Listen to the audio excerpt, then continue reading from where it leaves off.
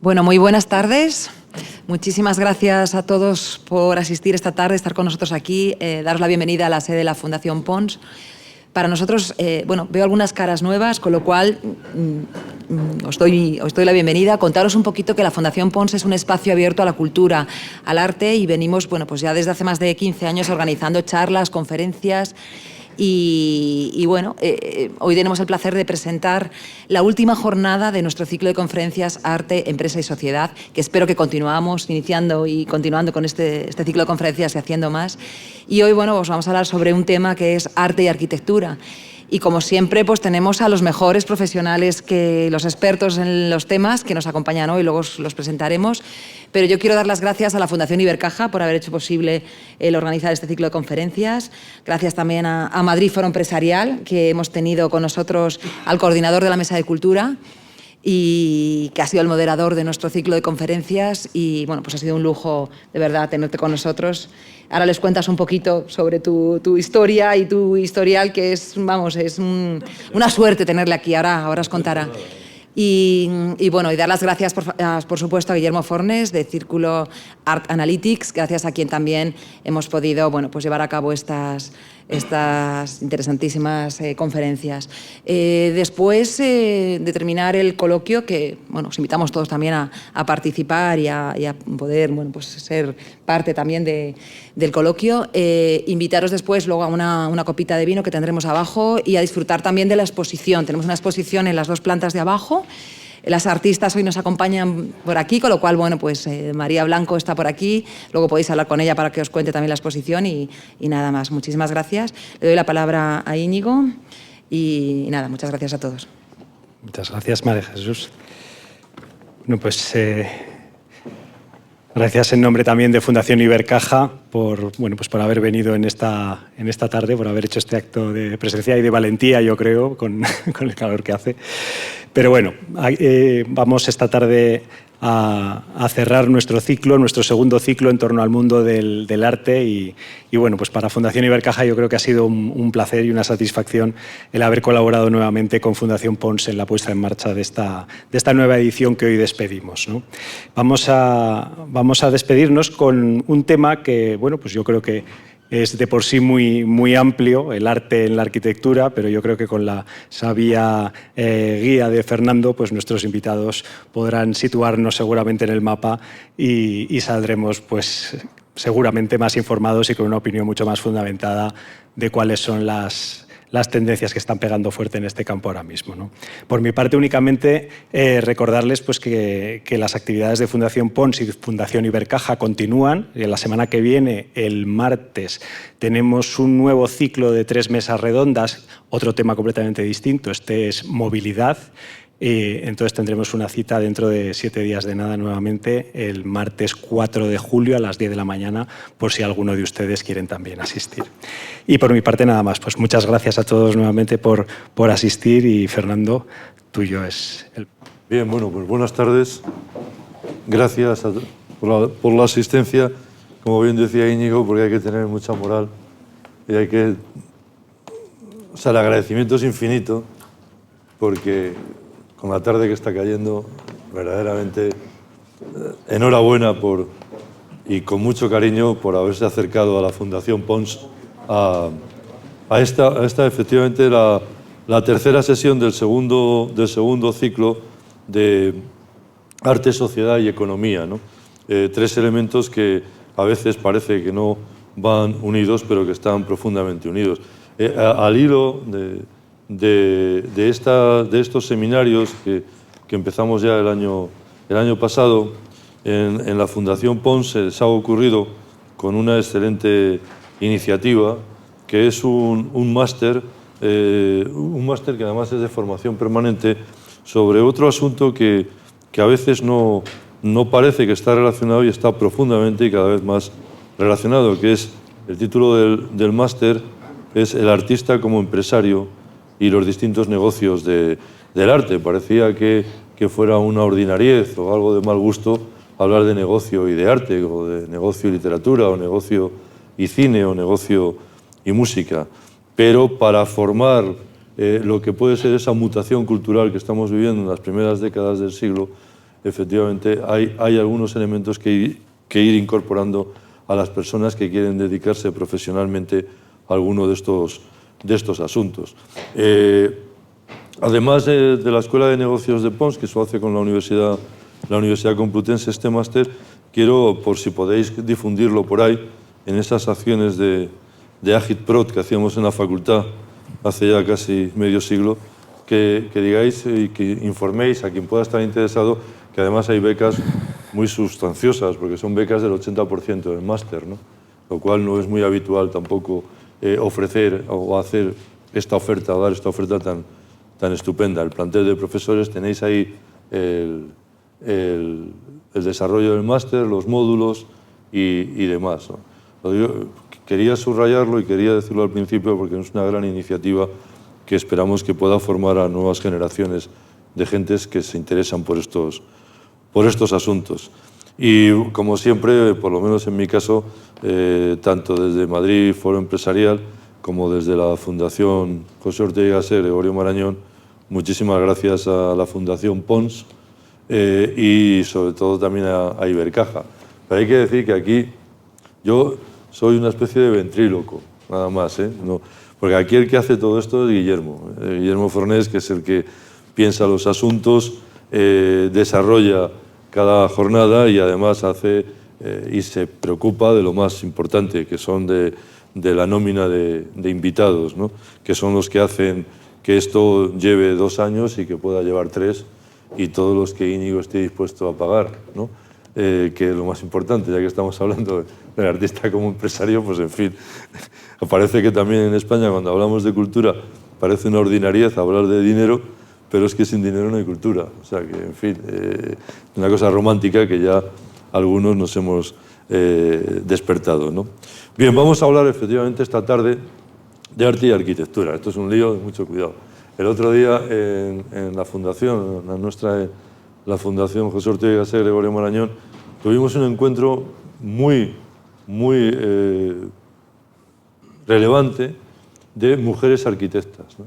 Y estuvieron 5 arquitectas de diferentes ámbitos, tanto de estudios privados como relacionados con la administración pública, de la relación de la administración y los contratos con las obras, y fue verdaderamente, para los que somos legos en ese asunto, solamente somos ciudadanos, pues creo que fue muy ilustrativo, y como lo va a ser hoy, sin ninguna duda, por la categoría de las personas que van a intervenir, al que les agradezco a los 3 su presencia aquí. Guillermo ha desarrollado una serie de asuntos que es sobre todo el acercamiento a las distintas propuestas de arte público y de arquitectura social. Vosotros sabréis lo que es eso de arquitectura social y arte público, ¿no? Pero sobre todo también del análisis, siempre muy polémico a veces, del análisis arquitectónico de los proyectos museísticos, ¿no? Y entre otros el efecto Guggenheim que ha podido tener. Para hablar de ello, voy a hacer una breve presentación, porque son unos currícula espléndidos, y bueno, pues si no nos llevaría toda la tarde prácticamente presentaros, ¿no?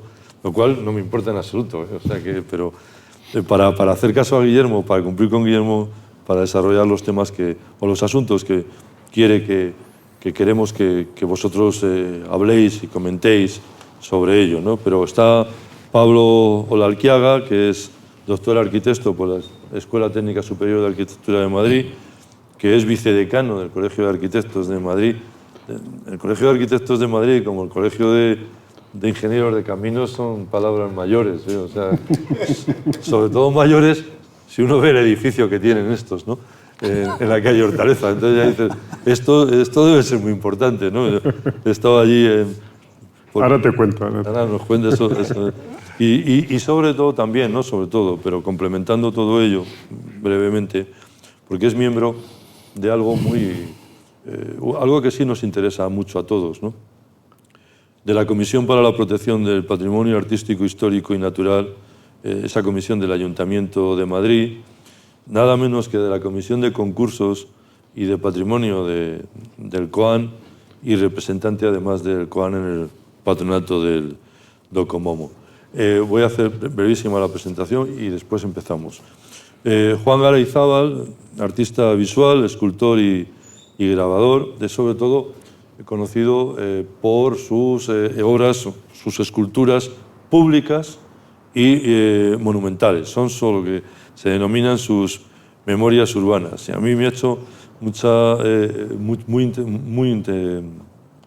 bastante interés eso de una pagoda en Seúl, un palacio en las Tullerías en París, balcones en La Habana, un templo en Palmira o una iglesia en Berlín. O sea, ya nos contará él, pero esto es sumamente sugestivo, porque, y después porque detrás de cada elemento está sobre todo los sueños de la gente, ¿no? Y, en tercer lugar, Juan Pablo Rodríguez Frade, de Frade Arquitectos, Premio Nacional de 1995, de un edificio que en estos tiempos un poco erráticos y desquiciados, ¿no? De un edificio que, claro, levantaba siempre mucha polémica, que es un edificio extraordinario, renacentista, que era la restauración y conservación de los bienes culturales por la rehabilitación nada menos de una de las joyas del patrimonio histórico nacional, una de las grandes joyas, donde en este momento además se está celebrando uno de los mejores festivales de música, que cumple además medio siglo, que es en el Palacio de Carlos V, como museo de la Alhambra, ¿no? Ha publicado hace poco tiempo un libro sobre manual de museografía, que espero que se forre si se convierte no lo creo. Si se convierte en libro de texto para todos los estudiantes que están interesados en ellos, entre otros los de nuestro máster, claro, y también distinguido con la Gran Q de la Orden de Raimundo Peñafort. Voy a citar solo lo que ha hecho este año 2003, pero es que son un montón de cosas, pero bueno, ya que me he comprometido lo digo, ¿no? Pues entre sus proyectos, por ejemplo, el Museo de la Real Colegiata de San Isidoro en León, este año, Museo del Coro Alto de la Iglesia de Santa María Magdalena de Sevilla, que además es un proyecto museográfico, del que supongo habrá tirado de su libro, del Centro Cultural Lola Flores en Jerez. Hombre, esto no lo tienes que contar despacio. Curioso. Y de la Sala Arquería Midma en 2023. Esto solamente ha sido el 2023. Yo lo que, si os parece, como es habitual en nuestros coloquios, comenzáis 5 minutos cada uno explicando la perspectiva desde dónde afronta este asunto que nos convoca, y después ya establecemos un diálogo entre los cuatro. ¿Te parece? Pues adelante. Bueno, buenas tardes a todos. Gracias por la presentación. No, gracias, por supuesto, Guillermo, por el entusiasmo, sobre todo, que transmites y contagias. Y nada, bueno, yo creo que es pasar un buen rato aquí, intentar no ser muy arquitectos los arquitectos, ¿no? Que a veces nos enredamos con nuestro propio lenguaje. Y bueno, la visión de la arquitectura y el arte, pues es, ¿no? Nosotros lo estábamos hablando antes, ¿no? La arquitectura sin la referencia del arte a nosotros nos resulta muy complejo, ¿no? Afrontarlo de otra manera, ¿no? Hay partes que tienen que ver con la disciplina o del propio oficio, pero yo creo que la disciplina y el oficio del arquitecto y el del artista pues no es muy diferente, ¿no? La famosa frase de Picasso, ¿no? Que la inspiración me pille trabajando, ¿no? El 1% de inspiración y el 99% de transpiración, ¿no? Pues en ese sentido yo creo que los arquitectos tenemos una manera de trabajar muy parecida a los artistas, ¿no? Lo que sí yo estoy notando últimamente en el mundo de la arquitectura es que hay una vuelta, una cierta retórica que se aleja de lo más disciplinar o de lo más de oficio de la arquitectura, ¿no? Que tiene que ver con digamos, ese ritual de trabajo que te lleva a tener soluciones que tengan sentido, ¿no? Y a lo mejor podríamos debatir un poco sobre eso, ¿no? Yo creo que los relatos últimamente que tienen que ver con cuestiones sociales, que están, ¿no? Parece como que la arquitectura nunca se ha hecho cargo de las cuestiones sociales o de las necesidades, ¿no? Y yo no creo que tenga que ser así. Es fundamental que todo lo que nos preocupa ahora, la sostenibilidad, la inclusión, las cuestiones de género, por supuesto que hay que tenerlas en cuenta, ¿no? Pero sí que creo que estamos en una etapa en la que esas cuestiones de forma a lo mejor se están comiendo las cuestiones de fondo, ¿no? Y bueno, yo creo que en ese sentido también en el discurso del arte o en el museográfico a veces pasa, ¿no? Es difícil ver en los últimos tiempos exposiciones cuya temática sea la que siempre ha sido tradicionalmente, ¿no? Hagamos una exposición de Picasso, hagamos una exposición de Velázquez, ¿no? Ahora el mundo museográfico, la temática de las exposiciones es más transversal, ¿no? Busca un relato, ¿no? Busca, bueno, pondré un buen ejemplo de ello, ¿no? Yo creo que la exposición de Chanel y Picasso, la que hubo en el Thyssen, es una exposición fantástica, ¿no? Pero yo creo que es una temática que hace no muchos años era impensable que hubiera esta transversalidad. Y realmente eso que lleva a que el comisario haya pasado de ser, yo creo que una figura más recopiladora, a esta cosa curatorial que se llama ahora, todos estos anglicismos, ¿no? Y bueno, yo creo que en cierto sentido hace que está bien porque, claro, al final son temas y artistas tan recurrentes que verlos una y otra vez pues siempre está muy bien, pero esta nueva visión de intentar que el espectador tenga un papel más activo en la visión del arte y cierta posición reflexiva, yo creo que es interesante, ¿no?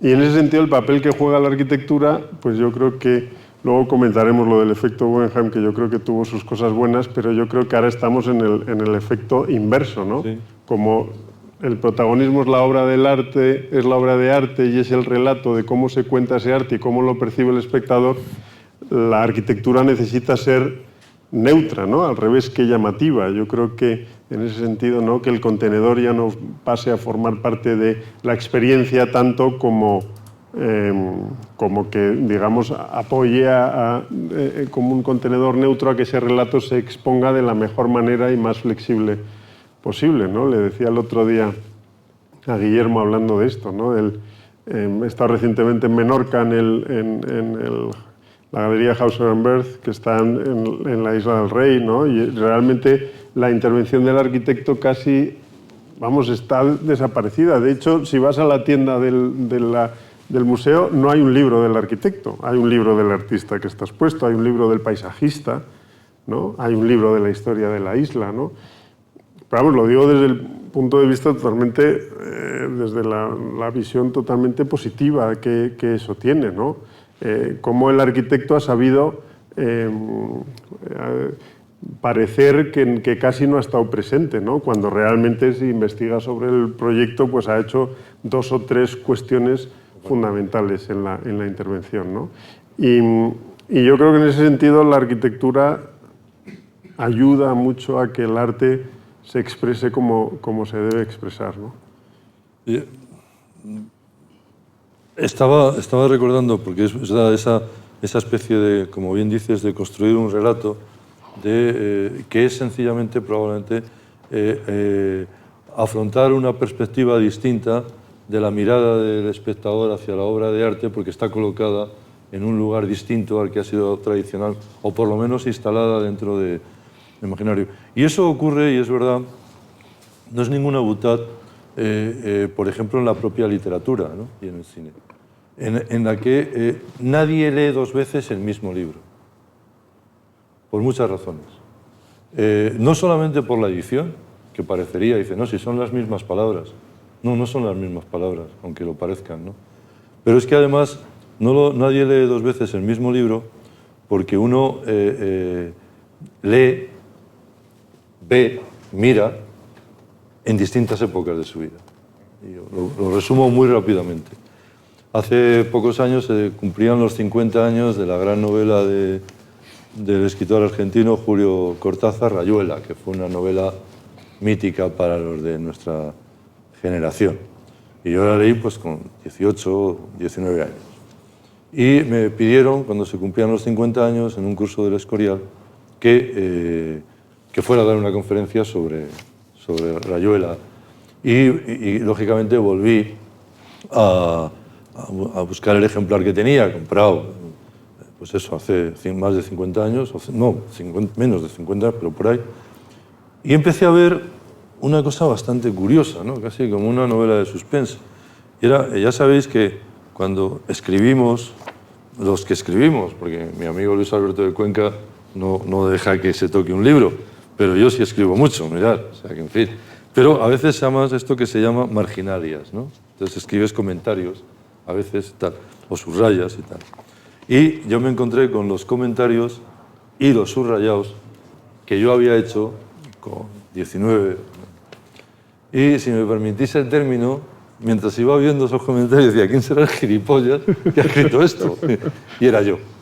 No, entonces, ¿qué quiere decir? Que como bien ha señalado, y es muy relevante, no todas las obras se ven de la misma manera, aunque la obra sea la misma, ¿no? Y eso es algo, efectivamente, es un hecho que está sobre todo, ahora no lo dirá Juan Pablo, pero que se está produciendo mucho en los museos y en las exposiciones.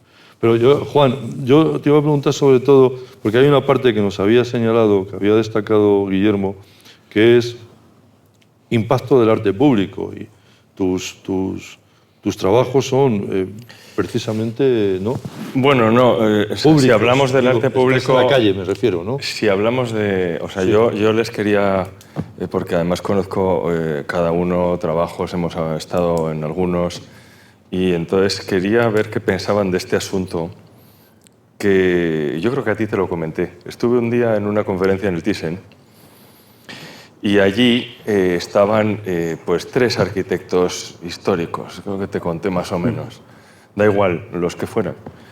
Y había un público, una audiencia como vosotros, que la mayoría eran arquitectos. Y yo pensé, bueno, aquí me imagino que en algún momento alguien...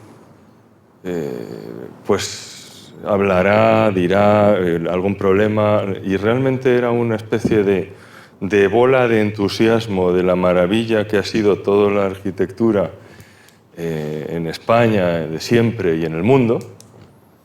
Y yo me puse a pensar, Dios mío, si a mí me ponen en un congreso así, con escultores que han llenado la calle de cosas, yo diría, oye, se nos ha ido de las manos.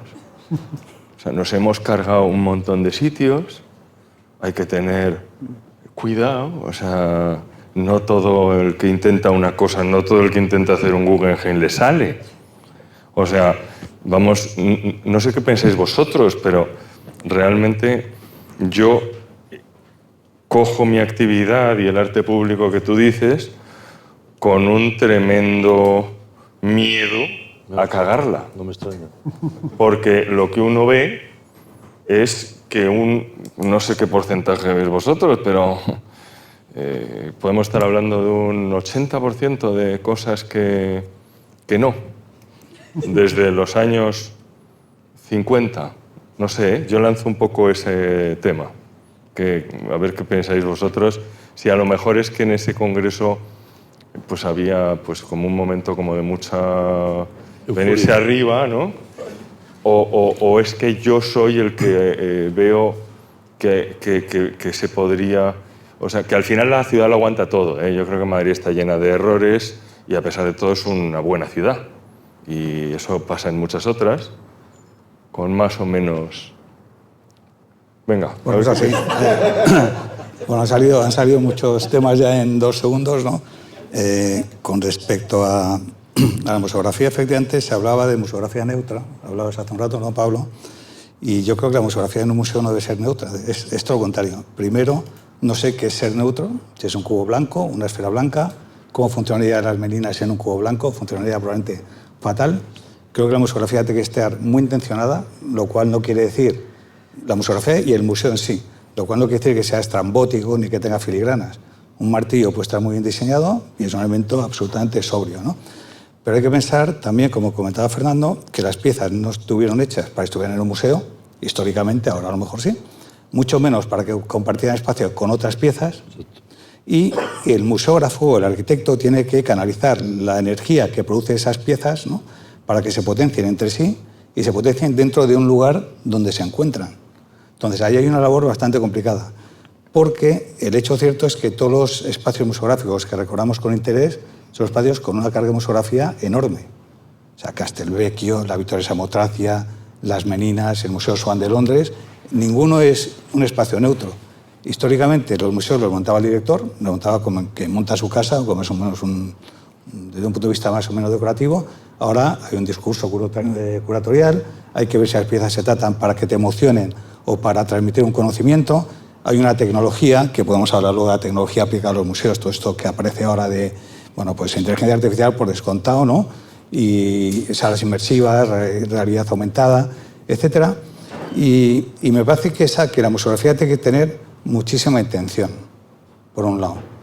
Con respecto, bueno, hay una anécdota que está muy bien de Thelma Schumacher, que es la que monta las películas a Scorsese, que es una señora mayor, ¿no? Y ha montado las películas de Toro Salvaje, Casino, Taxi Driver, o sea, las más violentas, ¿no? Y le preguntaba, esta señora ya es mayor, muy apacible, con muy buena pinta, y le preguntaba que si no le resultaba incómodo montar las películas tan violentas de Scorsese. Y ella decía que es que no eran violentas hasta que ella las montaba. Y con la museografía pasa algo parecido. Un comisario te puede dar, me imagino que en otras disciplinas también, un comisario te puede dar un relato de lo que tú quieras, ¿no? Pero al final el arquitecto puede hacer que esa exposición sea emotiva, sentimental, trascendental, misteriosa, trágica. Entonces ahí hay una labor que, aunque no se manifieste claramente, está ahí. Me parece que esa labor es importante, ¿no? Con respecto al arte público, efectivamente, o sea, Madrid yo creo que, vamos, que llevamos muchísimos años, ¿no?, donde han florecido muchos cachivaches por la calle que no tienen ningún sentido. La escultura, como se sabe, ¿no?, pues no está... Cachivaches y edificios. No, cachivaches y edificios... O sea, cachivaches de todo, innecesarios de todo tipo. Y otros que sirven para vivir. De todo tipo. Lo que ocurre, la diferencia con la escultura es que la arquitectura es necesaria, ¿no? Claro. Todo el mundo tiene que tener una vivienda, o todo el mundo tiene que tener una sucursal, una tienda, ¿no? Y se le pueden poner plantas encima, en fin, hay soluciones. Tiene otras ventajas, ¿sí? Pero en cambio la escultura es puramente, no tiene un uso concreto, ¿no? Entonces ahí es cuando ya la cosa como te lo empiezas a cuestionar. No cabe duda que hay ejemplos en España y fuera de España, por descontado, donde es imposible imaginarse Ondarreta sin el peine de los vientos de Chillida. O sea, es una cosa como que es imposible, o sin Oteiza en la otra esquina, ¿no? O sea, que se han hecho cosas muy buenas, tanto en arquitectura como en escultura, pero ha florecido, yo creo, lo mediocre. ¿20%? ¿10%? Sí. Pero después, mira, yo soy filólogo y he sido director del Instituto Cervantes y cuando iba con el director de la Real Academia Española, que entonces era Víctor García La Concha, íbamos por ahí como misioneros laicos con la lengua española por el mundo, siempre nos encontrábamos a veces la misma pregunta, ¿no? ¿Qué mal se abre ahora? ¿No? Que es una chorrada. Porque dice, no, hemos hablado en el siglo XVI, ¿usted ha oído hablar en el siglo XVI? Claro. Es decir, no, pero entonces Víctor, ya un poco cansados de esto, descubrió una frase de Horacio maravillosa, ¿no? Y decía que es que el uso es más poderoso que los césares. O sea, la lengua es de la gente. Y si la gente decide llamar fútbol y no balonpié, se va a llamar fútbol, por mucho que tú quieras. Y si decide llamarlo baloncesto y no básquetbol, lo va a llamar. Entonces, me refiero a que hay ciudades en que tienen edificios emblemáticos que probablemente, no emblemáticos, si queréis, hasta turísticos, o emblemas turísticos, mejor, ¿no? Que no estaban hechos para eso. Quizá la Torre Eiffel, sí, pero el Big Ben, por ejemplo, ¿no? La Gran Muralla. Es decir, elementos que el uso, la gente ha decidido que sí sean totalmente inalterables, ¿no? Yo quería preguntarte, Pablo, por uno de los asuntos también, volvemos después sobre eso, porque lo que ha planteado Juan es además, muy polémico y muy bien planteado, pero de los modelos sociales de arquitectura, ¿no? Cuando leí la nota de Guillermo rápidamente con esto de los modelos sociales de arquitectura, con los falansterios, las ciudades lineales y todo esto, pero pensé en esa película mítica del manantial, ¿no? de Kim Vidor, ¿no? con Gary Cooper haciendo del arquitecto y tal. Entonces esos proyectos sociales, porque efectivamente, como ha dicho Juan Pablo, oye, y el otro día en la cuestión de las arquitectas salió muy a relucir, están hechos, muchos edificios están hechos para habitarlos, no para mirarlos. Bueno, dicen que el manantial es la vida de Frank Lloyd Wright, ¿no? Sí, más o menos. Eso parece, sí. Bueno, y incluso la arquitectura de la película es parecida, ¿no? Howard Roark se llamaba el arquitecto. Bueno, pues es una película que... bueno, el libro es fantástico. El libro es casi extraordinario. Mejor que la es que el libro película, tiene que ver... La autora huye del comunismo. Y detrás del libro, que la película lo cambia un poco, está todo el efecto totalitario sobre la libertad de creación. Y ahí es donde la película se va por el lado más de la figura del arquitecto, era más atractivo que meter teoría, ¿no? Y tal. Pero, sí, el libro, pero vamos, contaba por esos proyectos, sí, ¿no? De sociales, ¿no? Bueno, sí, yo creo que esa imagen de arquitecto que tiene el reflejo a finales del siglo XX en los Star Architects, ¿no? En Exacto.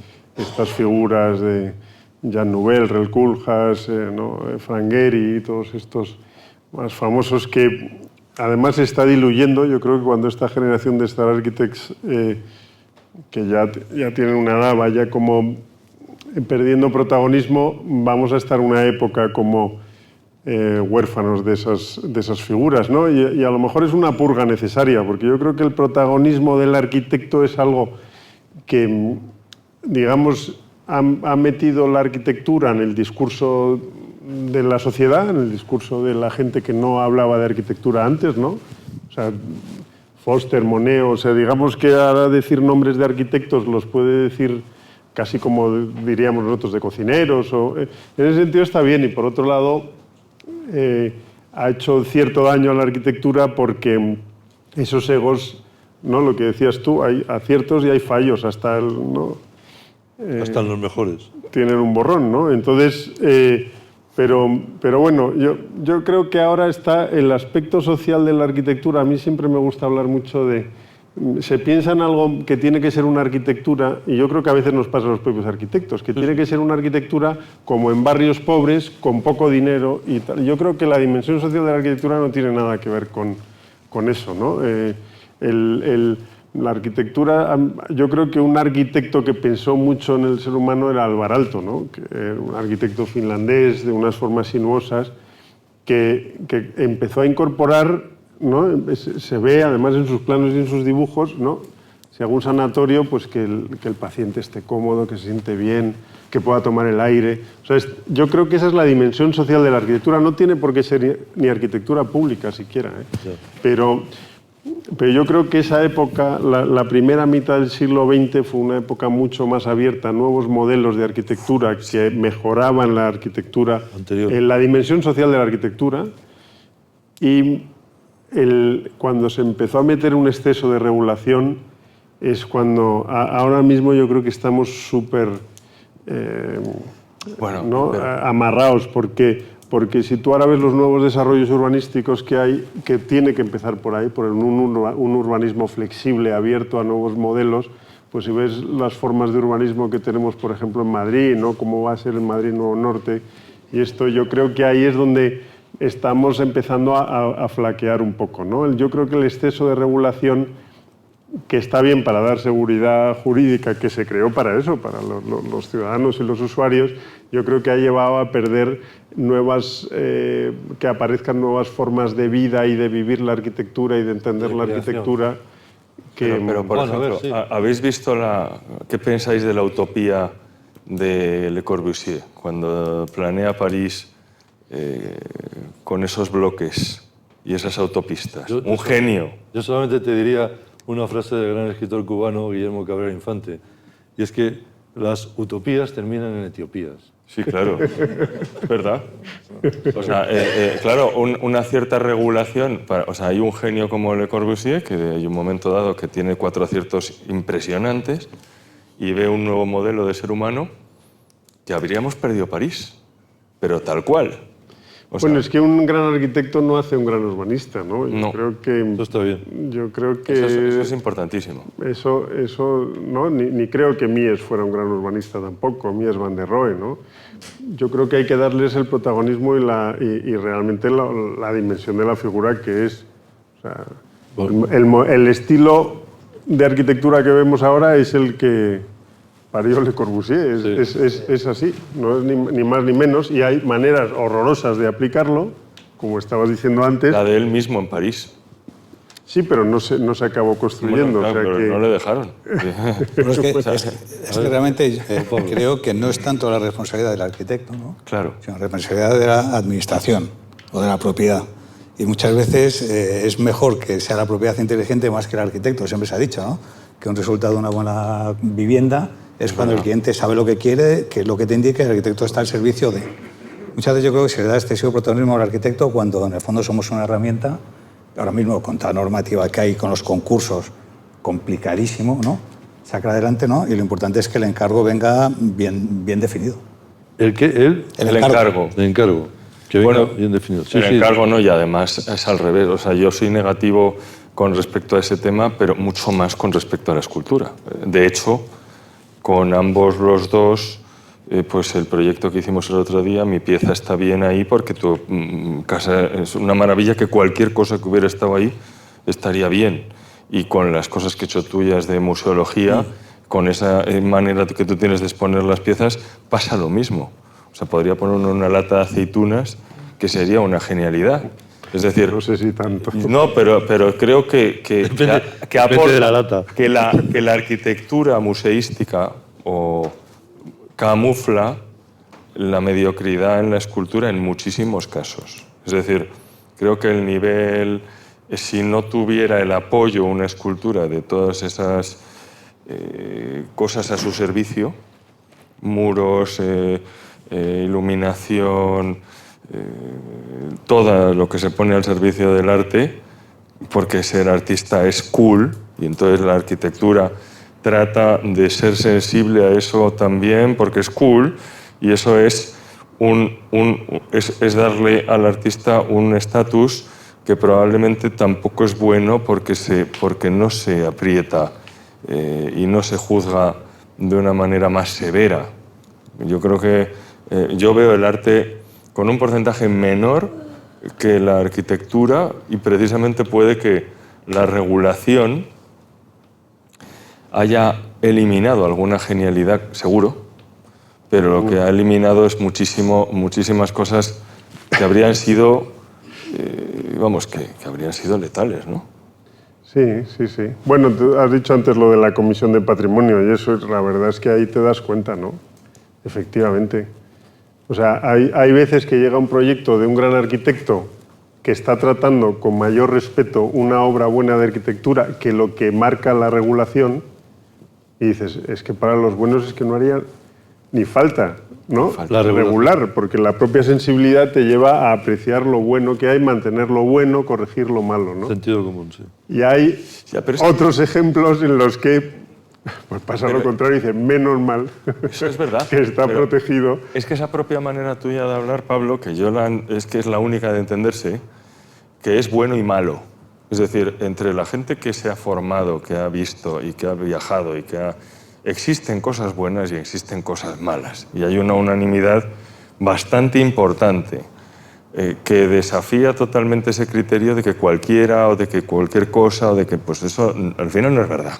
Es decir, sería maravilloso que fuera verdad, pero hay cosas que son malas de solemnidad. O sea, tú haces un concurso del edificio más feo de Madrid y vamos a dar con unos muy parecidos, todos. O sea, no es tan relativo. Y haces una de los mejores y al final, entendiendo un poco todo lo que aporta un edificio, pues iríamos a dar con... ¿no? Seguro. Pero claro, ya es como que no está bien visto decir bueno y malo. A ver, Juan Pablo. O feo. Es así. Volviendo al tema de la escultura pública. ¿No? Pública. Claro, ahí ya no, el escultor, el artista, tú, Juan, ya no tenéis el respaldo, digamos, de un contrafondo, una buena iluminación, una vitrina, una peana, ¿no? Sino que estáis como a pelo, una plaza. Nosotros, vamos, yo fui miembro de un jurado de un concurso que se dio antes del verano para hacer una escultura para monumento a los fallecidos en atentados terroristas, ¿no? En Lope de Hoyos. Y se presentó muy poca gente, ¿no? Y al final, cosa que me chocó, porque era un presupuesto potente de 250.000 euros o algo así, ¿no?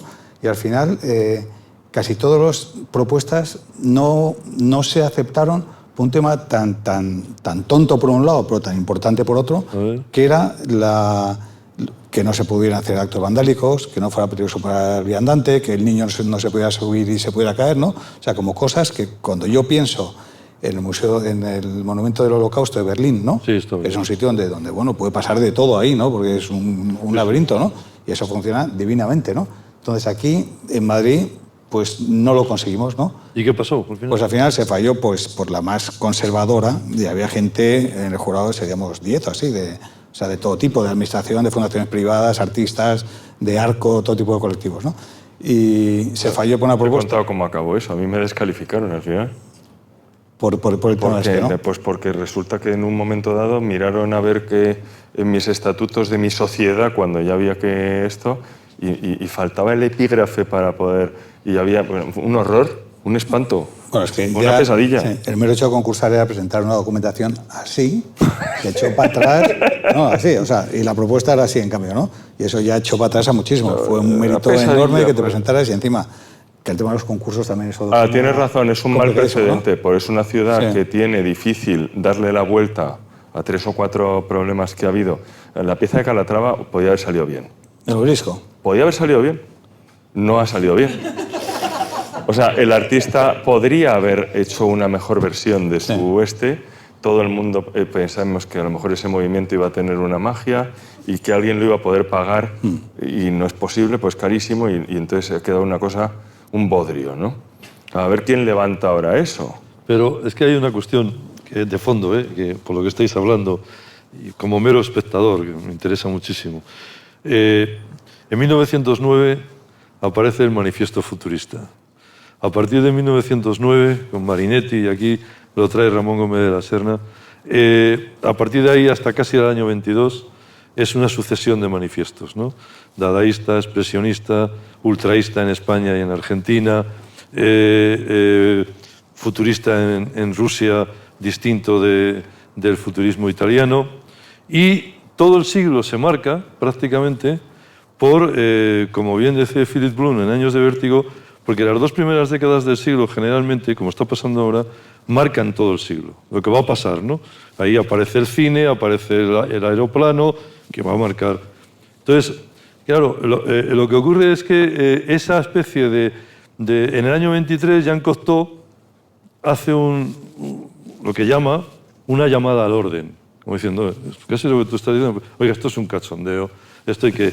Y eso es lo que puede estar ocurriendo. Se han cargado la doxa y la heterodoxia se ha convertido en la ortodoxia. Y entonces, claro, aquí no hay un criterio porque nadie tiene la autoritas, o a nadie la autoritas no es que la tenga, se le reconoce para poder decir esto es bueno o esto es malo. Porque como todos somos hippies... Parece un acto de soberbia. Claro, o sea, decir, por eso te lo estoy diciendo. Esto es un espanto. Claro. Y entonces la gente te mira como, claro. Sobre gustos no hay nada escrito. Exacto. Hay mucho escrito, pero no lo has leído. No, pero, ¿sabes, Juan? No, y sobre todo porque todo el siglo ha ido así. Es decir, hoy, por ejemplo, lo más revolucionario es el sentido común. Como el desquiciamiento general, pues claro, una persona normal y corriente es un vanguardista. No, en serio. Se queda gente y dice, ¡joder, qué interesante lo que está diciendo este tío! Pero como todo... No, y eso lo estoy frivolizando, si queréis. Pero eso tiene consecuencias. Claro que tiene consecuencias. Cuando te cargas la autoritas no tiene nada que ver con la autoridad.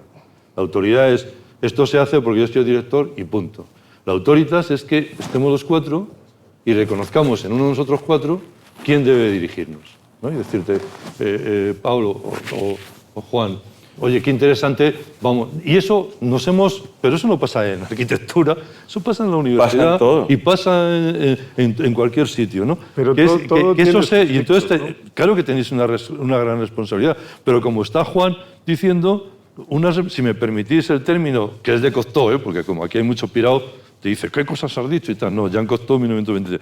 Lo que hace falta, lo que estoy diciendo es una llamada al orden de la calidad y de poder distinguirlo. Muy bien, decir, claro. Bueno, había una columnista, Fieta Jarque, del País, que dijo, ¿por qué no se hace una columna? Yo le di la idea de hacer una columna y poner un edificio feo cada semana, para que la gente por lo menos se familiarizara con el hecho de que hay cosas que son muy feas, las mirara más y entonces, aprendiendo lo que tiene, fuera entendiendo que hay, por ahí no.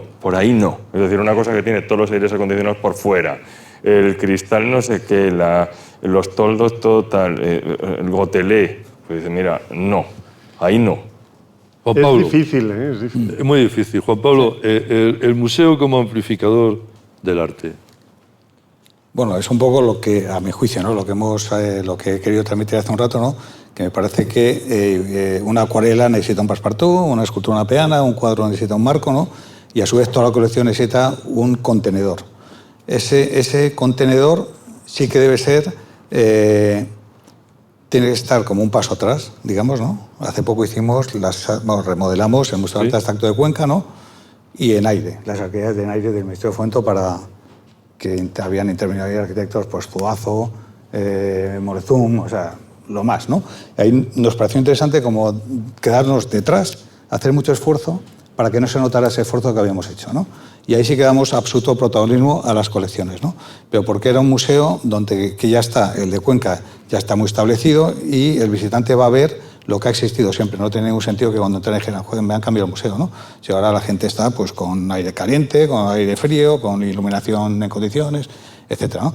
Entonces, me parece que es una herramienta muy útil para dar a conocer una colección, máxime hoy en día, cuando los museos, bueno, está de moda el tema. O sea, que veo que hay pandillas de 20 años que su plan es ir al Museo Arqueológico Nacional porque cuesta 3 euros, porque ahora en verano están frescos, porque hay unos vídeos estupendos hechos por Ranchito, porque te cuentan la historia y están acostumbrados a ver la historia visual, viendo Gladiator, ¿no? O sea, que es que no es como hace 40 años o 30 años. Claro. Ahora ya están absolutamente, saben lo que es el arte íbero, el arte romano, no sé, 100.000 historias, ¿no? Entonces, me parece que haya un recinto de este tipo para que desde la emoción llegues a la interpretación de las colecciones, siempre por ese orden, no llenar de textos un museo para que entiendas la pieza, sino que tú te pongas delante de un cuadro, de quien sea, o de una obra de arte, y que esa emoción te produzca que quieras investigar sobre ese artista.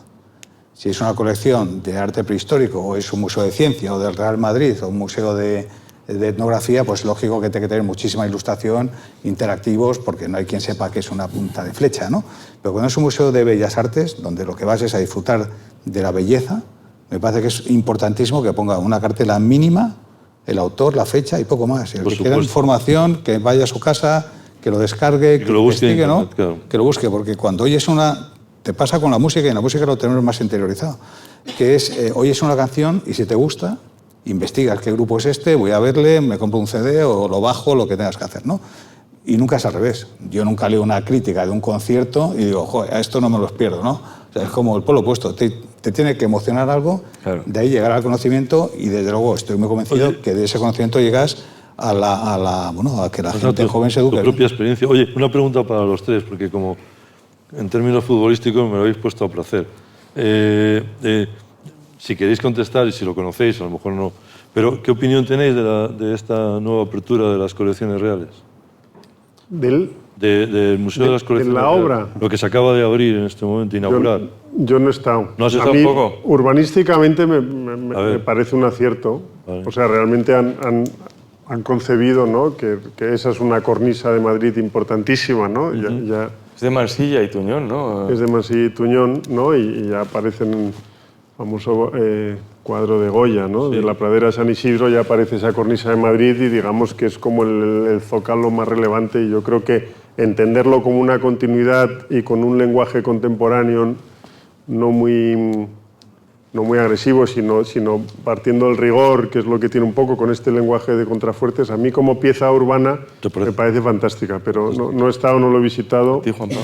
Y Juan Pablo, tú. Yo he estado en la obra varias veces, ¿no? Y el edificio es muy bueno. Es un edificio desde el punto de vista urbanístico, como cornisa del Parque del Oeste, desde el oeste de Madrid, ¿no?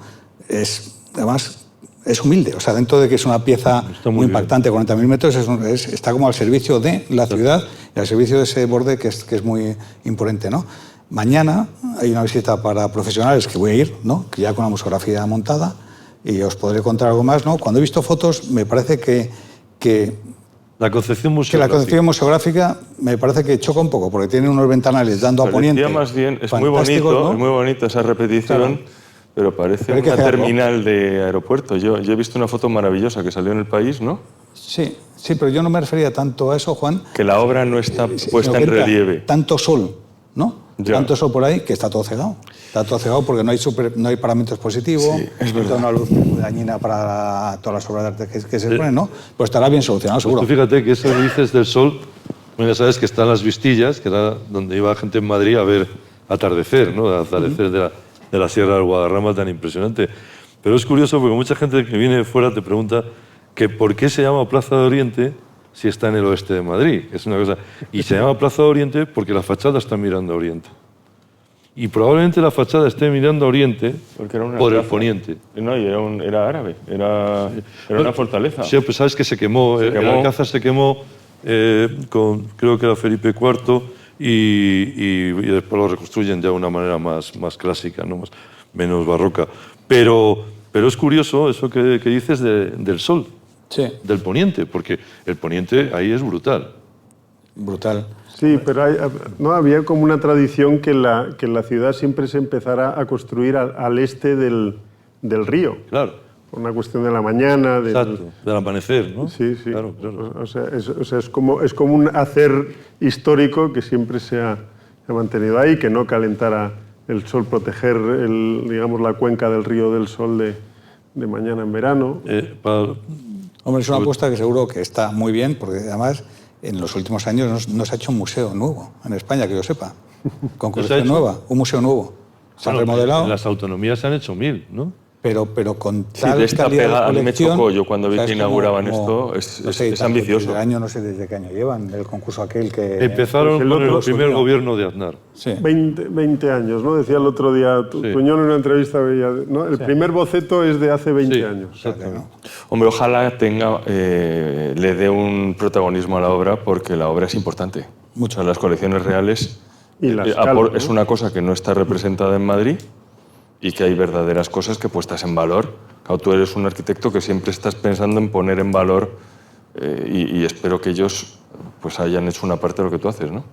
No, Un museo difícil, ¿no? Porque van desde cuadros hasta carrozas, o sea, tiene una escala y un tamaño importante la obra que tienen que exponer. Hay que partir que la primera colección real es el Prado. Porque el Prado era colección real, es decir, que pasa después al patrimonio nacional y queda todo esto, que ahora es lo que se está inaugurando, que son las colecciones reales, lo que quedaba que no se llevó al Prado. Sí, que es una barbaridad. O sea, tendrían que Lo que tener dice 10 Juan, museos tremendo, como esos para muchísimo, ponerlo ¿no? todo a la vez, ¿no? Puesto en valor es una cosa muy buena Una para enormidad. Madrid. Y es un patrimonio histórico impresionante, claro.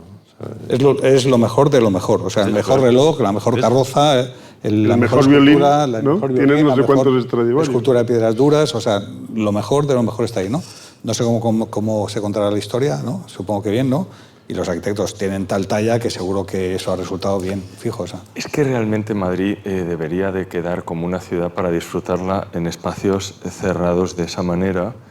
Y el otro día a mí me preguntaban qué pasaría si se hiciera o sea, yo Madrid no la veo para ponerle esculturas, le veo para irlas quitando.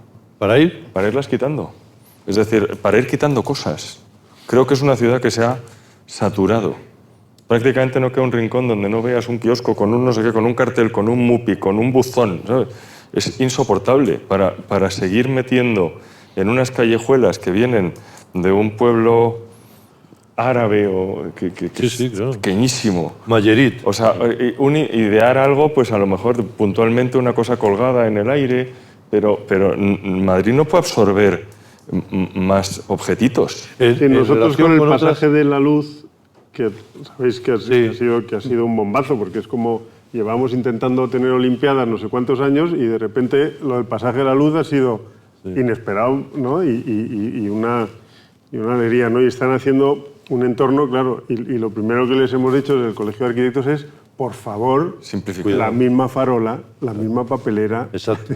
¿No? Porque das una vuelta a lo que es el entorno, que sería desde el Paseo del Prado, ir hasta el Retiro, o sea, ves 10 tipos de farolas, 20 tipos de... y los mupis y los...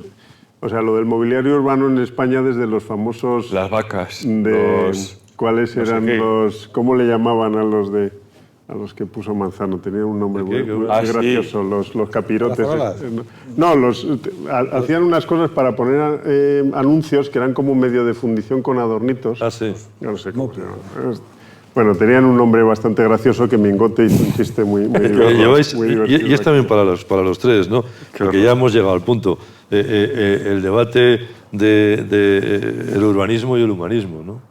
Es decir, una ciudad está para vivirse y para disfrutarla. El profesor Eduardo Martínez de Pisón acaba de publicar un libro formidable, se llama Atlas Literario del Paisaje, ¿no? Y claro, cuenta que el paisaje es civilización. Y si el paisaje, ya paisaje natural, es civilización, se convierte en civilización cuando alguien lo escribe, ¿no? Si el paisaje natural es civilización, joder, una ciudad tiene que ser como tú bien, y civilización. Y entonces, ¿dónde está ese debate, no? ¿Dónde está el debate el humanismo del paisaje urbano? Hombre, yo creo que es... Una ciudad para vivirla, vamos. Yo creo que el que ha viajado un poco, por eso, hablando de lo bueno y lo malo, ahí va. Enseguida te lo dice, ¿no? Tú por muchos paseos que te puedas dar por Doha, pues no te vas a encontrar. Puedes tener visiones del solano que te pega en la cabeza. Y por Madrid es una ciudad que, decía Juan, aguanta todo. Ya es una ciudad hecha. Madrid es una ciudad muy paseandera. Bueno, es que Madrid es una villa, que yo lo digo mucho y la gente dice, claro que es una ciudad. Digo, pues hay que estar orgullosísimo de que es una villa. Madrid tiene una escala que no tienen las ciudades potentes europeas, no tienen la escala de Berlín, de París. Pero es fantástico que sea así y que la tenga así. Que la que llamamos calle Mayor tenga la dimensión que tiene la calle Mayor, que es una calle pequeñísima, ¿no? Aunque, pues es fantástico, ¿no? Y que de repente, a principios de siglo, a alguien se le ocurriera la barbaridad de hacer la Gran Vía, pegarle ese tajo maravilloso a Madrid, ¿no? Yo creo que la heterodoxia esa que tiene Madrid de tanto, y luego el Marqués de Salamanca, pues ideó otro barrio aquí, ¿no? Y esa heterodoxia de Madrid, que no tiene nada que ver con otros planes mucho más bestias de otras ciudades, que también pueden ser maravillosos, pero Madrid es indudablemente, y le hagan lo que le hagan, es una ciudad humana y yo creo que yo soy un apasionado de la ciudad, pero de la ciudad buena, ¿no? Y Madrid es un ejemplo maravilloso de esa Pablo, calidad. ¿no? Bueno, a mí Madrid me encanta, obviamente, también, ¿no? Y os aconsejo que vayáis, y al que no lo conozca, a ver la maqueta que hay de León Gil del Palacio de Madrid en el Museo de Historia. Sí, es bonita. Es una maqueta de 1829, hecha por un cartógrafo militar, y te das cuenta que, además te agachas un poco, y que Madrid era en ese momento muy pequeño, luego ha crecido, obviamente, ¿no? Pero lleno de iglesias, pequeñas capillitas, era como un pueblo manchego grande, ¿no? Y cuando estuvimos metidos con todo aquello, ¿no? Leí, que es curioso también, los motivos por los que Felipe II había elegido Madrid como capital. Su padre, ya sabes que su padre le dijo cualquier cosa menos que coloques a Madrid como capital. ¿Ah, sí? Sí, Carlos V en Juste, se lo dice. Sí, no, debía conocer a su hijo y decía, no coloques, no sitúes a Madrid como capital. No. Claro, yo siempre había pensado que era porque estaba en el centro, ¿no? Y las razones históricas por esto son tres, ¿no? La primera es porque en Madrid no había ningún poder establecido de la Iglesia y nobles, entonces era como sí que pasaba en Toledo. Entonces tierra virgen. Una buena razón, tierra virgen para meterse, ¿no? La segunda era porque era un lugar de caza, o sea, una cosa tan anecdótica como lugar de caza. Y la tercera porque tenía los pozos de nieve que venían de la sierra, ¿no? Sí, señor, o sea, que al final unas cosas como que, bueno, son importantes, pero no son... Que estaban en la hoy glorieta de Bilbao. Los neveros que se permitían aquí. Bueno, y hay una razón también importante, que es la militar. Porque, claro, si tú estás en San Petersburgo, por ejemplo, que es una ciudad, y en el Palacio de Verano, no en el Hermitage, te das cuenta que han colocado un palacio justo donde pueden ser invadidos por mar, ¿no? Por el Báltico y tal. Claro, Madrid lo coloca en el centro porque se tarda mucho en conquistar. Si vas a invadir una nación, se tarda mucho en llegar al centro. Hay muchas batallas, ¿no? No cae la capital como símbolo siempre de la rendición en el fondo, ¿no? Berlín cae al final, porque está en el centro. Es un delirio de Felipe II, pero era esa... No. Sigue, sí, perdona. No, ya está. A ver, Juan.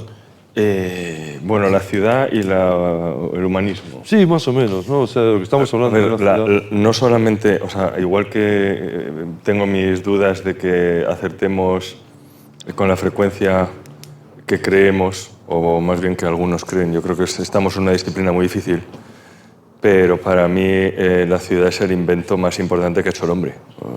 O sea, es la manera en la que mejor salimos retratados. Tú ves la ciudad y te parece que el ser humano es muy superior a lo que tú estás tratando uno a uno. Un gesto de civilización impresionante. Impresionantes. Tú ves Estambul, o ves París, o ves Londres, yo qué sé. Londres, Nueva York. El Unter der Linden de Berlín. Cualquier ciudad está por encima del nivel de sus habitantes. O sea, que es un invento bestial. Te hace pensar que el ser humano es más inteligente de lo que parece. Oye, una pregunta impertinente, si me permitís, porque estamos entre amigos, pero ¿y esto de tratar de querer convertir a la ciudad en un campo? ¿Un campo de qué? En el campo, o sea, como la ciudad es la ciudad. Y claro, la ciudad tiene unas características, que son O sea, plantar. que hay muchas millones de personas y que hay pues todo lo que tiene que haber. O sea, está muy bien todo lo de todo somos, La bicicleta. todo eso, no todos somos hippies, está muy bien. Pero el campo es campo y la ciudad es ciudad. Y convertir la ciudad o intentar forzar lo que estamos diciendo en algo que no es. Ontológicamente no es posible, va a traer unas consecuencias, ¿eh? Bueno, sobre todo es ideología, ¿no? Es Claro. decir, no hay nada peor que estar peleado con la realidad. Exactamente. Y yo creo que hay maneras más inteligentes de basarse en la realidad y transformarla a favor. La ciudad, como tú dices, pues tiene la gracia precisamente en contraposición al campo. Si la ciudad se convierte en campo, no te va a hacer ilusión ir al campo. Juan, va a ser imposible. Con lo cual vamos a... como bien decía Ortega, y con perdón porque en la Fundación siempre hablemos de lo que hablemos, citamos a Ortega, pero como bien decía Ortega, toda realidad ignorada prepara su venganza. Pero lo dices, por ejemplo, por el edificio ese que hay en Milán, No, maravilloso. porque yo no tengo ni idea de arquitectura. No, lo digo Hay cosas muy por buenas. una cuestión más conceptual, ¿no? Había una crítica Hombre, bestial del edificio ese, ¿no? A ver, Pablo. Siempre, yo creo que un buen ejemplo de ciudad que trata bien a la naturaleza. Yo no creo que sea tanto meter el campo en la ciudad como... Y Madrid tiene un número de parques y de árboles y Pero Londres, la idea de Londres donde a 5 minutos de tu casa tienes ese parquecito... Bueno, que Berlín, dices, Berlín esto no es tienes. campo, no es campo. Berlín. Pero no, Alivia. Sí, claro. ver un árbol desde la ventana de tu casa, tener un parque... esa idea que ahora está eso con las sí. ciudades de los 15 minutos, que ya lo han sobado tanto que ya es como una especie de lugar común que... yo creo que le han perdido todo el valor, pero yo creo que eso de tener un poco de lo que hace más humana tu vida o más, ¿no? Que tengas esas vías de escape, yo creo que la ciudad es fundamental. Esto de hacer el campo ahora de la ciudad, porque está diciendo que para que los procesos sean sostenibles, entonces hay que montar granjas cerca de las ciudades para que consumamos lo de... Claro. No sé, que lo hagan otros primero y luego vemos, Ya. vemos si funciona. Y Todo luego esto ya, si está no. muy bien. Es que en Londres hay mucho espacio. Es que nuestra villa funciona porque es pequeña. Es que es muy pequeño. Bueno, Y pero no hay donde plantar tenemos una la casa lechuga. de campo, que es un lujazo. No, y el Está Retiro. ahí al lado. Bueno, y tenemos la de Guadarrama a 40 minutos. No, Pero además es que es un sitio, Guadarrama, con estación de esquí, es un sitio donde te pierdes. Vas a Inglaterra, ¿no? Sales de Londres hasta encontrar el campo de verdad donde ves estrellas y donde pasas miedo y tal, ¿no? El otro día iba a la granja, estaba y pasando por Navacerrada y viendo tal, 7 Picos, decía, esto es un lujo que mucha gente no tiene conciencia de que esté a 60 kilómetros de Madrid. ¿no? Son 25 minutos. Yo me fui a la Pedriza el sábado hace 2 esto. Es un lujo. No ves un alma. Exacto. No ves un alma. Es unas cascadas, ahora que ha llovido un poco. Bueno, es que eso, fíjate, es lo de la España vaciada también, ¿no? Que siempre se habla como en términos negativos, pero yo creo que se podía también darle un poquito la vuelta, es que ¿no? yo eso, por ejemplo, no lo entiendo, porque hay una teoría muy interesante de que la ciudad, como concentración de toda la vida humana seria de energía, puede hacerse sostenible.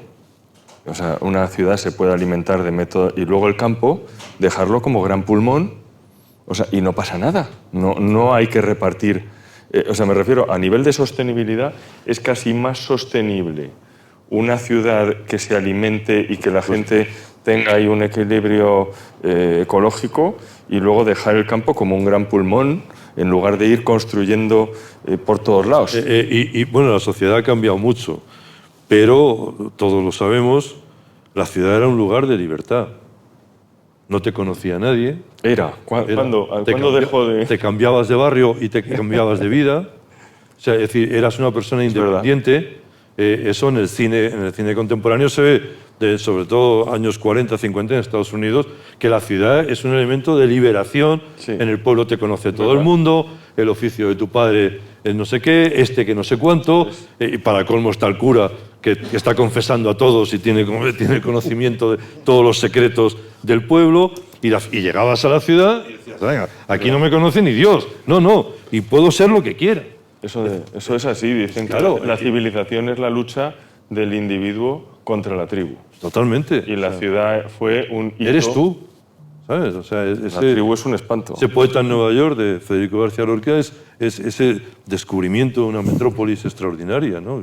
Que puedes cambiar de comida, puedes cambiar de arquitectura por los barrios, puedes cambiar de amistades, puedes cambiar lo que te dé la gana, porque eres tú en la ciudad, ¿no? Y esa es una idea que se está un poco devaluando con vistas a volver, como tú bien dices, a la tribu. No, si de ahí veníamos, ¿eh? O sea, a ver si no nos equivocamos otra vez. Es decir, Sí, por eso vayamos a una nueva situación, ¿de acuerdo? O a un nuevo contexto. Pero no a esa. Pero no a esta cuestión. No a esa. Bueno, a donde vamos es, si os parece, tomar ya algo. veo que podríamos seguir toda la tarde y eso os lo agradezco muchísimo, pero a las preguntas que queráis hacer, ya sabéis que aquí podéis preguntar lo que queráis porque vamos a contestar lo que nos dé la gana, o sea que no hay ningún problema. Adelante, por favor. Si no, ya sabéis que seguimos. Adelante. Yo quería preguntaros qué opinión tenéis de lo que está pasando en San Sebastián a nivel urbanístico. Si conocéis cuál es la situación de la ciudad. Yo no lo conozco. Danos alguna pista. ¿Qué ha pasado? Bueno, pues que están tirando muchísimas villas construidas a principios del siglo XX, Bueno, pues un desastre. hecha por los grandes arquitectos, que bueno, yo creo que es uno de los encantos de la ciudad, ¿no? Ese urbanismo como muy equilibrado y maravilloso.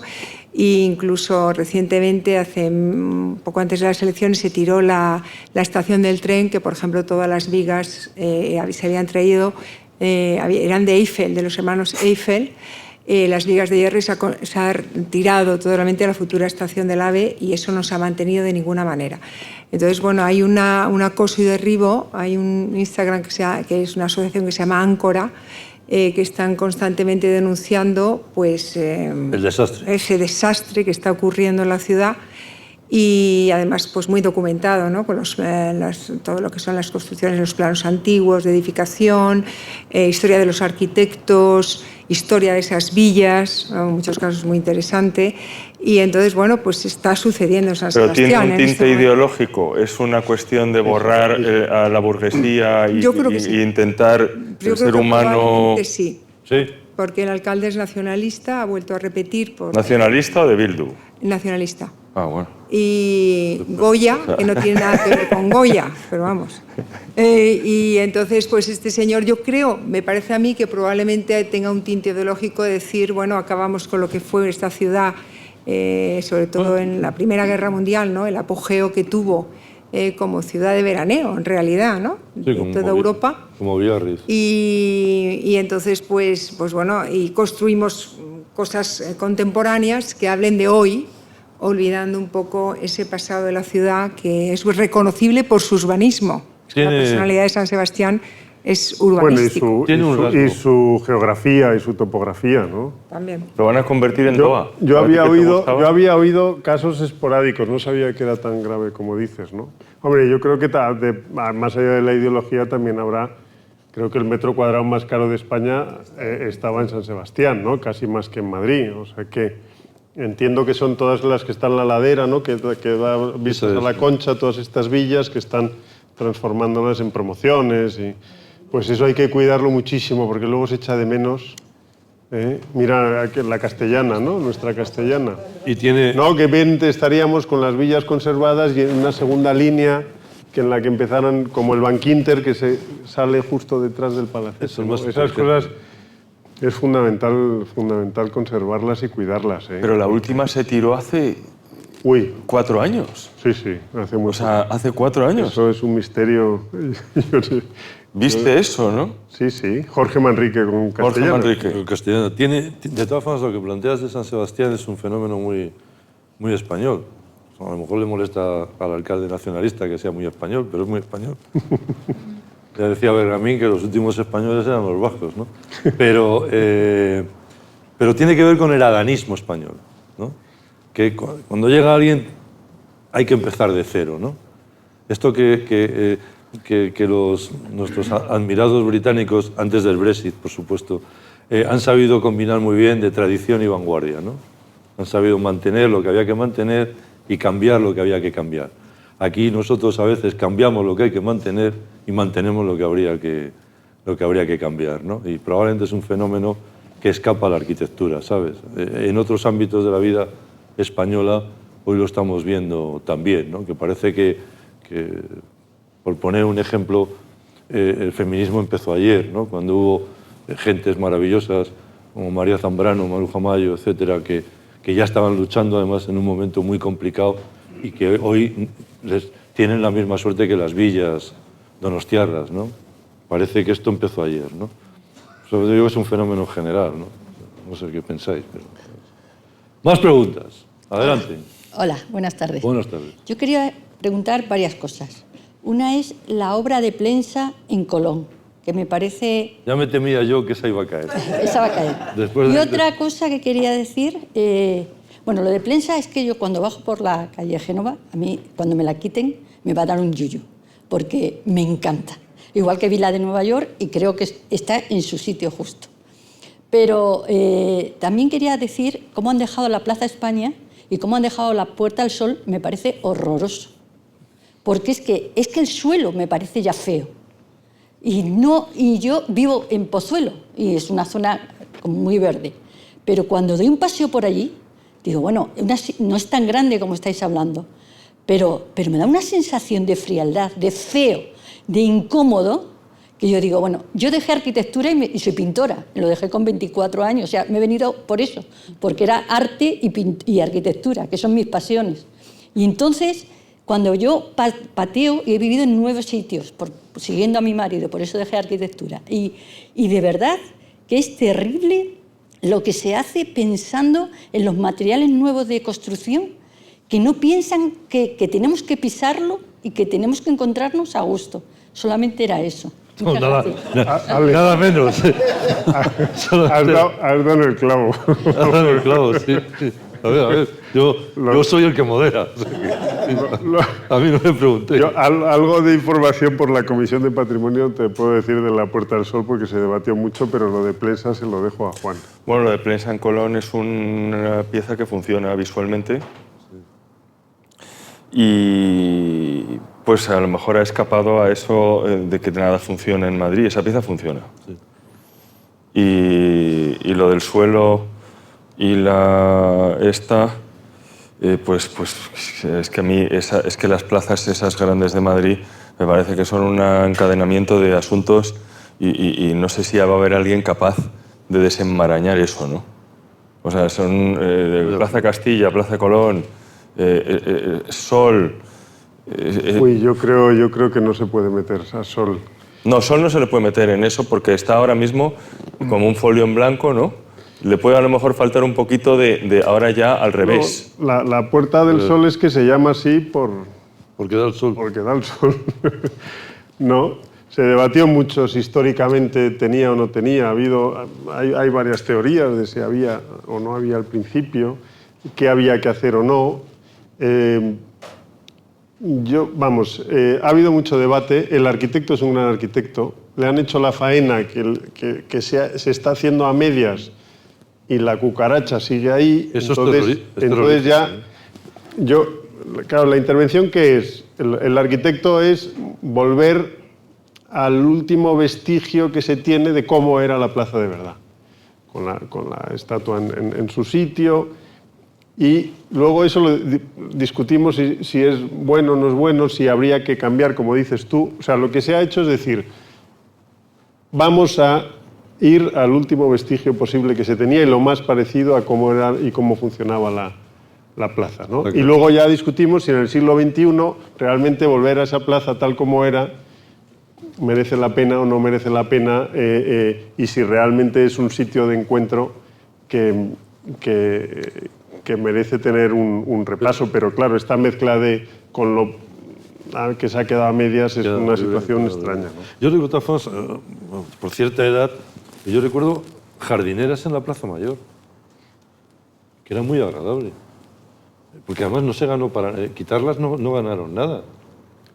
Bueno, pues era la misma teoría de volver muy rápido, ¿no? O sea, una jardinera. O sea, imagino que el trabajo de la Puerta del Sol permite ahora con esa poner o quitar lo que son cosas que son mobiliario, casi una jardinera es un mobiliario, ¿no? O ya no se puede poner una jardinera. Yo o ponía todo, o ponía árboles.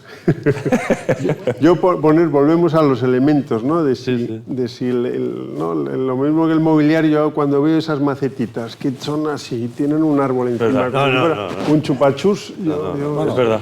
Lo que pasa es que a mí que la plaza, que la Puerta del Sol sea una plaza dura, por llamarlo de esa manera, no me parece mal. A mí tampoco. De hecho, veo muchas plazas en Italia o en Portugal, ¿no?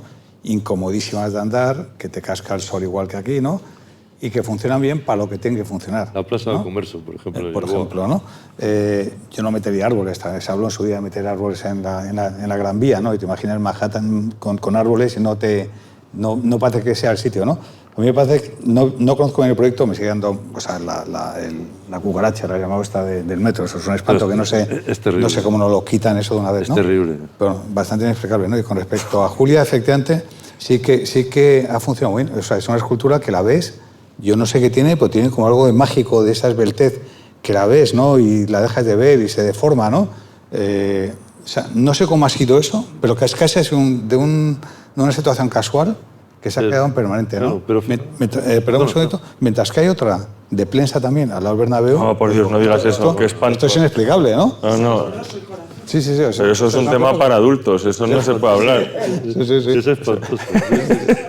No, pero fíjate en lo que decís de la Plaza de Colón. Volvemos a lo que os decía de la lengua, el uso es más poderoso que los césares.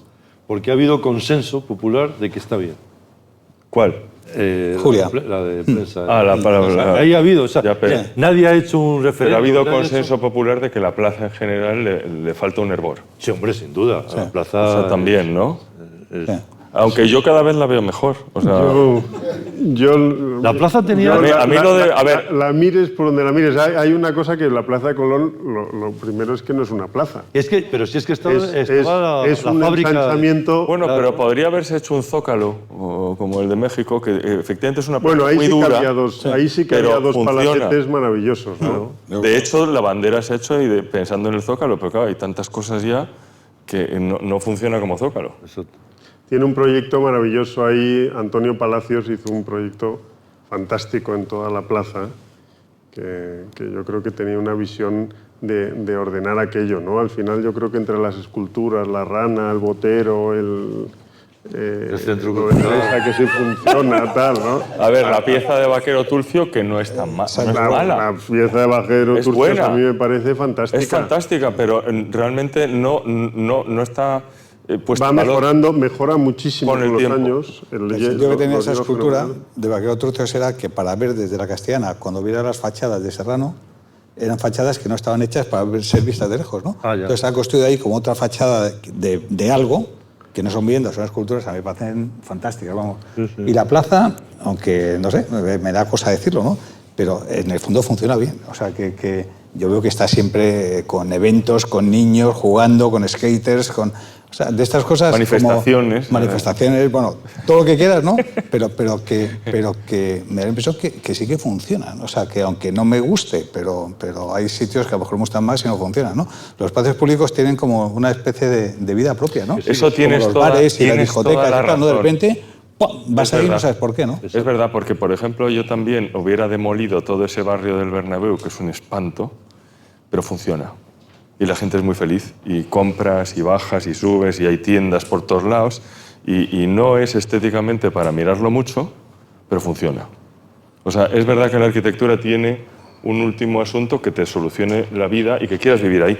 Y esto que tú decías de la zona norte, que son esas avenidas al estilo de la Plaza Roja o de esto, a lo mejor va y no funciona. Y nadie quiere cruzar esa calle porque el sol te revienta. Sí, yo creo que como reflexión final, ¿no? Eso tiene que ver con lo que decís de la ciudad y el invento y cómo sentirse en la ciudad. Yo creo que estamos haciendo las cosas mal últimamente, ¿no? O sea, Madrid está muy bien, lo estamos diciendo, pero estamos asumiendo que estamos dentro de la M30, ¿no? Vas al ensanche de Vallecas o al... Bueno, las tablas... o sea, yo creo que lo que hay que cuidar es que, ¿no? Mientras se va aumentando la población de Madrid, que los que vienen estén como los que están en el centro, porque estamos asociando cosas y dentro de Madrid tendríamos muchísimos matices. Y según qué centro, ¿eh? Porque...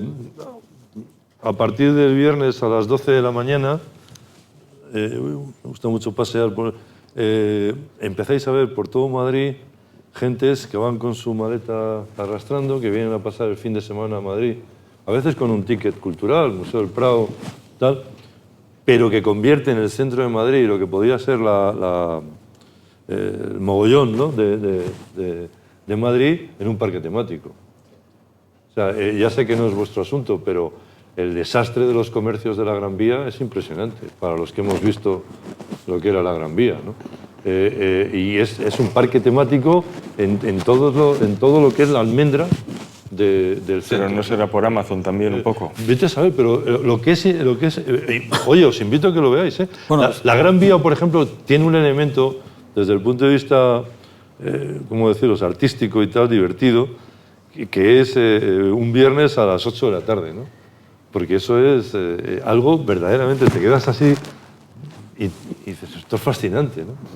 Por el cruce de gentes, de movimiento, el número de personas que están allí y tal, es algo verdaderamente, pero que eso ya escapa a nuestro asunto y no os quiero meter en más líos de los que ya os hemos metido, pero y además habéis salido ilesos, con lo cual enhorabuena. Si no hay ninguna pregunta más, sí, pues venga, la última.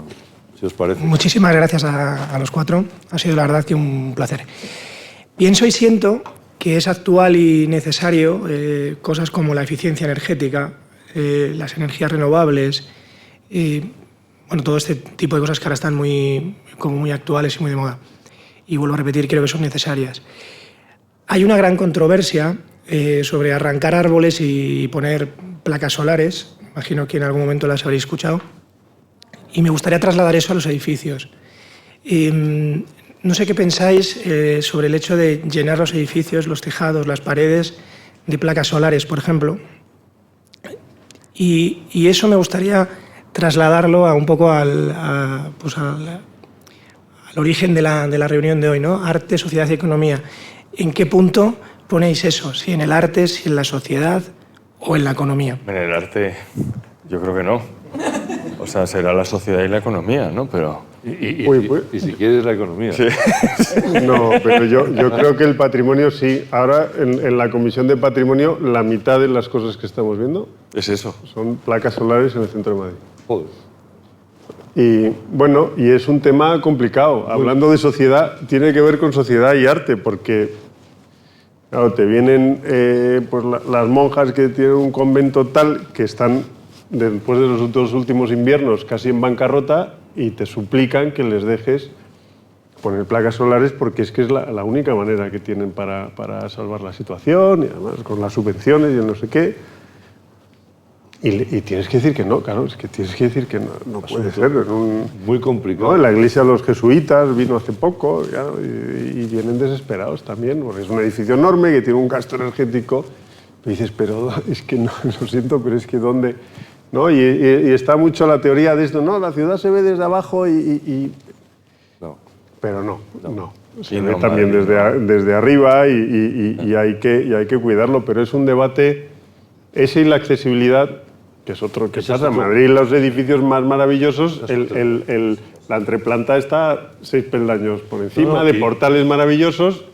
Y todo lo... es un debate, es un debate intenso y el equilibrio entre... Muy complejo. Es muy difícil de alcanzar. Y hay otra cuestión de la accesibilidad, que es las zonas peatonales. Hay personas mayores, O sea, aquí no todo el mundo puede ir en bicicleta. Es decir, y eso se está abandonando, se está arrinconando. El que no pueda andar un determinado tramo de una zona peatonal que ha amado siempre, que ha ido siempre casi desde niño y que ahora no puede ir porque no se puede acercar en un coche, porque no puede entrar, ¿qué hacemos con esa gente? O sea, como decía Serrat, a los viejos se les olvida después de habernos tratado bien, ¿no? Y yo no, pero eso es un asunto, además, en una sociedad cada vez más envejecida, por cierto, ¿no? Y eso estuve hace poco en Avilés y estaba todo el mundo encantado que han peatonalizado el centro, claro. Y los señores mayores decían, claro. Me tengo que pegar unos paseos, pues ya no puedo, que no llego ni a la tienda, ¿no? Claro. Que dejen que mi hijo me venga a recoger en el coche, ¿no? Sí. El equilibrio es difícil. Señores, pues muchísimas gracias. Damos por concluido el segundo seminario de, como bien sabíamos, de arte, sociedad y economía, y desemplazamos al siguiente, que con los buenos propósitos de Íñigo, espero, de la Fundación Pons, pero sobre todo de nuestro factotum, que es Guillermo. Y si te parece, Guillermo, vamos a emplazar a Juan Pablo para que por lo menos, o sea, casi, si quieres, fuera de guión, nos venga y nos cuente qué piensa de la museografía de las colecciones reales que va a visitar. ¿Te parece? Sí, me parece bien. Vale, pues muchas gracias. Vale, gracias.